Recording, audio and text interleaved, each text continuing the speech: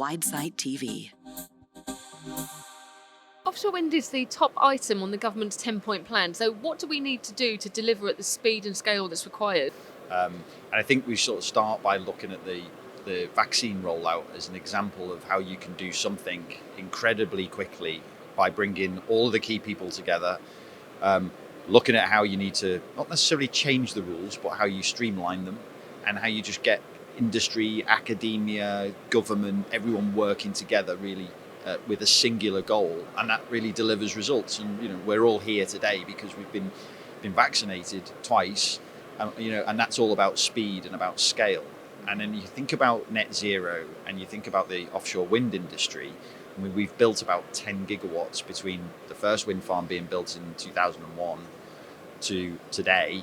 We built about just over 10 gigawatts, and there's about another 3 in construction. But by 2030, so 9 years from now, we need to have built 40 gigawatts. So it's a huge scaling up and speeding up that we need to do. And it still takes about 10 years to develop and build a wind farm. So we need to get that down a lot. But of that 10 years, only a couple of those, 2 to 3 years, are the construction of it. So it's so much about development, planning, the grid infrastructure. So we need to be able to speed all of that up to help developers and operators get the clean power onto the grid as quickly as possible. So obviously supply chain is a big part of that build out. Where do you see the pressure points in the UK supply chain right now? The first thing about supply chain is an very important component of our, let's say, license to operate. I think, as an industry, we need to obviously build to change the energy system dramatically.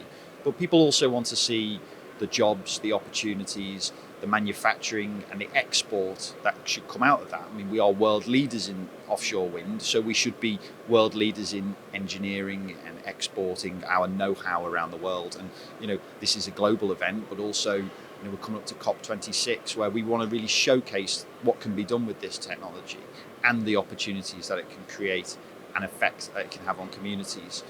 The pressure points technically are, in many respects, just the scaling up that we need to do, I referred to before. So there will be pressure, across all aspects of the supply chain. Everyone's got to build bigger turbines, more complicated projects in deeper water.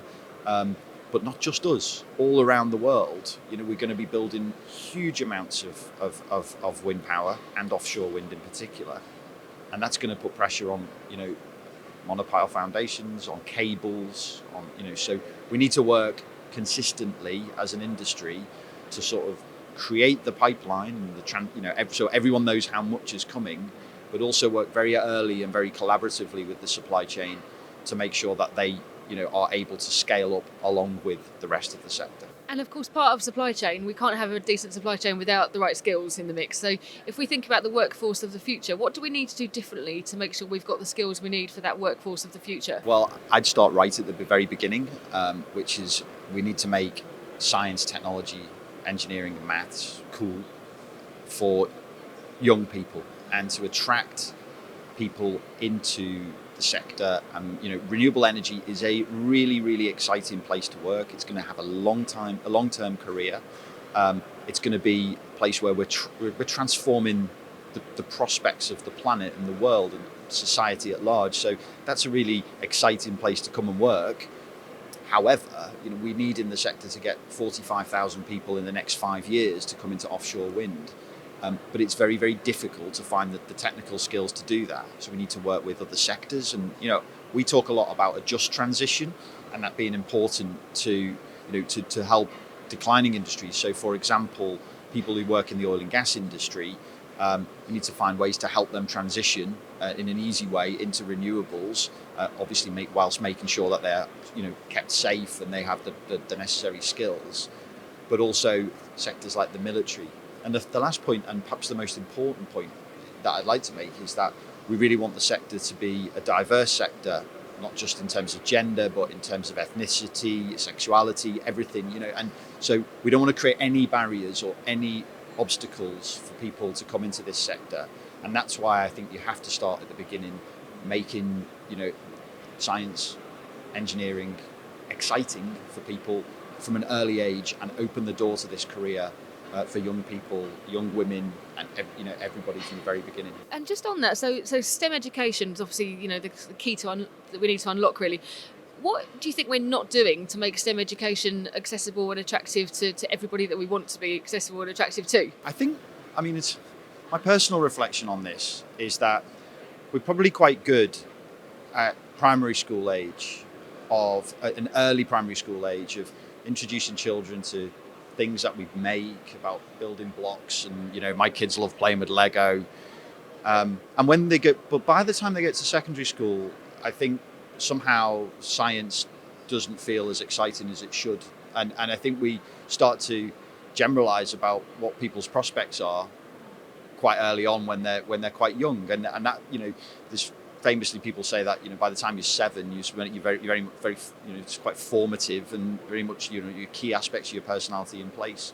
I talk to my daughter all the time about being an engineer, and she says she wants to be a baker, but I want her to do whatever she wants to do and be happy. But I think somehow it's that period between you're sort of 7, 8, 9 years old, and then by the time you get into secondary school, I want people to think, I want to do science, I want to do physics, because it's exciting and interesting, and and I can change the world with this stuff. Yeah, and I just wanted to touch on one final thing with you, if we could.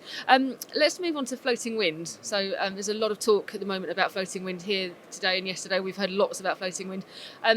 But what are going to be the primary drivers of floating wind? The first driver of floating wind is need, and the need, of course, is driven by the fact that we can't keep building wind farms in shallow water. We're going to run out of space to do that, whilst we have to coexist with shipping, fishing, oil and gas, CCS, that's carbon capture and storage.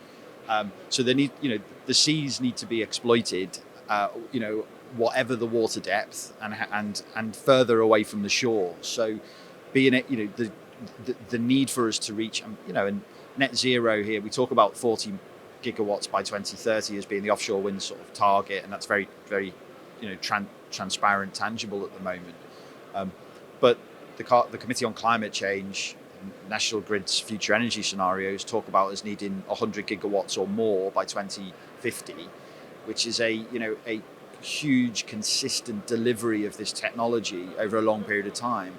And quite simply, we're going to need to put wind farms in deeper water. But I think the key thing for floating wind for me is that it comes back to the earlier question you asked around supply chain. The UK, thanks to its oil and gas history, has a huge amount of companies working in the offshore environment. It has a huge amount of companies who have knowledge of working subsea, and those are technical capabilities that can be migrated. Again, talking about that just transition, helping those companies move out of oil and gas and into renewables and create a sort of a new future for them. And to be able to do that, we need to have a big long-term plan of how we're going to be a global leader in floating wind. And I talk a lot about having a master plan where we bring together, the cost reduction that's needed, the innovation that's needed, the skills, the infrastructure like ports, and then the supply chain, and setting all that out on a roadmap so that we know how are we going to be the world leaders in this technology and get after it, really. So you make it sound easy. Thanks for speaking with me. Energy.